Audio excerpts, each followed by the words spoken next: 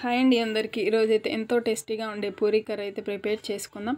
దానికోసం గాను స్టవ్ వెలిగించి కడాయి పెట్టుకొని ఒక స్పూన్ ఆయిల్ వేసుకొని ఆయిల్ కాగాక పోపు దినుసులు కరివేపాకు వేసుకోవాలి.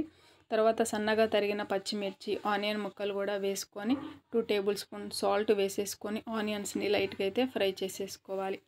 ఆనియన్స్ అంతా బాగా ఫ్రై అయిన తర్వాత ఒక స్పూన్ అల్లం తరుగు కొంచెం టమాటా ముక్కల్ని కూడా వేసేసుకొని లైట్గా మళ్ళీ ఫ్రై చేసేసుకోవాలి. టమాటా అంతా బాగా మగ్గిన తర్వాత ఒక స్పూన్ పసుపు వేసేసుకొని మళ్ళీ లైట్గా ఫ్రై చేసేసుకోవాలి. తర్వాత ఒక గ్లాస్ వాటర్ పోసేసుకొని మూత పెట్టేసుకొని 5 మినిట్స్ నీటిని బాగా బాయిల్ చేసేసుకోవాలి. నీరు బాగా బాయిల్ అయిన తర్వాత బంగాళదుంపను ఉడికించి ఇట్లా స్మాష్ చేసి వేసుకోవాలి. బాగా మిక్స్ చేసేసుకోవాలి. తర్వాత ఒక 2 టేబుల్ స్పూన్ శనగపిండి తీసుకొని వాటర్లో మిక్స్ చేసేసి వేసేసుకోవాలి. సిమ్లో పెట్టుకొని 2 మినిట్స్ అలాగా బాగా కుక్ చేసేసుకోవాలి. తర్వాత కొత్తిమీరతో సర్వ్ చేసేసుకోవాలి. అంతే, ఎంతో టేస్టీగా ఉండే పూరీ కర్రీ అయితే రెడీ అయిపోయింది. బయట కొన్న విధంగానే ఉంటుంది.